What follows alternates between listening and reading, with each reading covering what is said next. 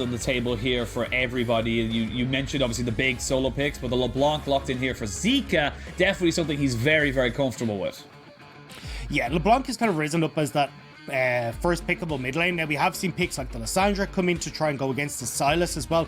Has been the other go-to counter pick, so I'm curious to see if we do get that. But I have a feeling that here for Weiwei, that is going to be a Volibear jungle for Weiwei. When you see kind of the pinch that's already been put towards that jungle pool, it does make a hell of a lot of sense. And no, okay, yeah, I was gonna say Lissandra makes a hell of a lot of sense here. I wouldn't be surprised to see a Varus lock in here for Sam D.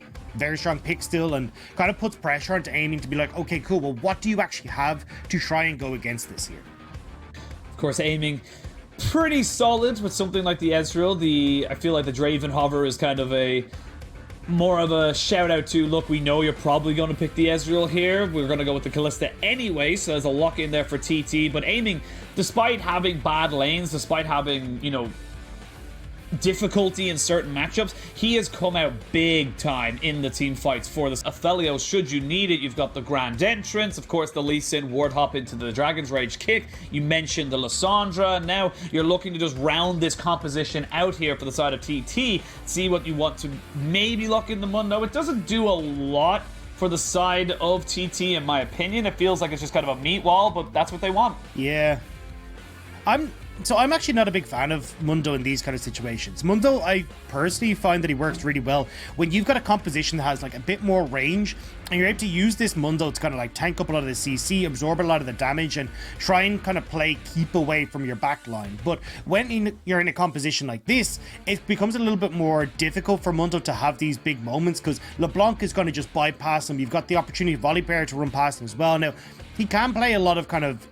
Just use this, yep. And has to lose his summoner for it. So, early advantage going to TT once again. Oh, Xiaopeng's followed up, though. Yeah, he's going to keep going for this one. This is a difficult one for Xiaopeng. The smite is there. It's good. Will he be able to do enough? No! Pudding picks himself up another, and that's 2 quick kills. But with the Gravitum, Aiming is now here, and it's an all-out brawl around the blue buff. You can now see Zika going in, but deleted where he stands. And now TT have exploded onto the Rift with an almost 2k goal lead.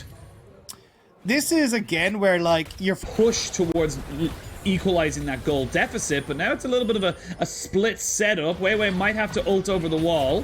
Nope, never mind. He's got himself a Dark Passage. But speaking of passages, they go in with the Lissandra, trying to jump in on top of all these members now as we got the quickness to charm some people up. Zika flashing away. The Aphelios in with the Moonlight Vigil to try and ring this one back in the favor of BLG. Xiaopeng goes down. Zika is not afraid. Look at his health bar as he walks away. He has no fear in him whatsoever, and it's been completely turned on its head. 3 kills, maybe even 4, as Pudding's forced to flash over, and that's a perfect fight for BLG. And it's mistakes like this that end up putting TT so far behind. Thresh has been taken out. Now Aiming needs to try and kite this one away, but look on the backside, you can see Weiwei takes out the jungler. That is the most important member of this squad when you're looking for this dragon. And now they look to try and take this one away, but they're kind of in 2 minds about it. They don't know what they want to go for. They don't know if they want to go for it, but Weiwei gets taken down. The dragon has been secured as well, and TT are running BLG down. BLG just didn't know what they wanted to do. It was all over the place. So we said, look, right now, TT are stronger just because of the items that they have and because of the way their composition functions, and especially with the way BLG played that. It was so messy. And now TT should be able to push on towards this mid lane as well. Zika can't really engage here because you know that you'll get locked up by Ye if you try and contest this. And now, like we mentioned, that dragon stacking, you are now 4.5 minutes until that dragon soul. You have to fight at that if you're BLG, and this is where things get a little bit dicey. But again, we talk about the replay here. It's just so disjointed. They didn't really have a full call.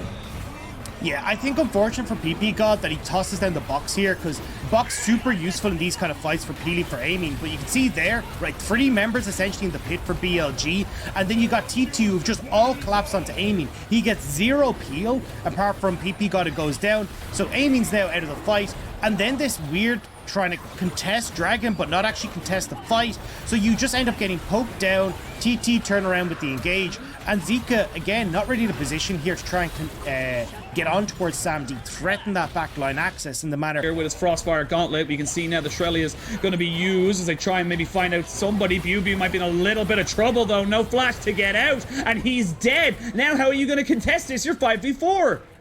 Yeah, it's a complete disaster here for BLG. It's now done and dusted. TT should be able to get this, and I think this is where it becomes really hard for BLG as well, because when you're looking at these picks, I want to talk briefly, if I get a chance. For this, you just try and burst this one down. Here we go. Moonlight Vigil comes over. It's Kalista who gets it with the Rend. The Dark Passage immediately out does mean that BLG will lose nobody, but the Baron is still dead. No Xiaopeng. He went a little bit too far, a little bit too hard, and PP God gets himself that kill. There's the Zhonya's here from Yez. He tries to keep himself alive, and this is the fella as I talked about. You can't underestimate the damage he will put out. Now Longxing, you are the tank. You need to keep this Kalista and Rakan safe. It looks like he will. His briefcases are just filled with bricks at this point, and they are smashing the faces of BLG. But now, a couple of seconds until this Elder Drake has spawned. You can see Longxing trying to be a nuisance, trying to stop them from getting the resets. Aiming, though, can take down this Mundo. So, yes, they stopped those resets coming. BLG back on towards this Elder Dragon. Baron is still up and available, and Aiming's caught. Aiming, why are you by yourself? He has to use the stopwatch. The Dark Passage is not going to be taken. And now TT, they don't care about the Elder Drake. They can just run up mid. And they're going to be able to try and close this out. They've got the creeps here, and they can try and make these picks. Keep your eyes on Ye. See if he's able to get on towards the back line of BLG. I mean, if he catches BLG, this is lights out.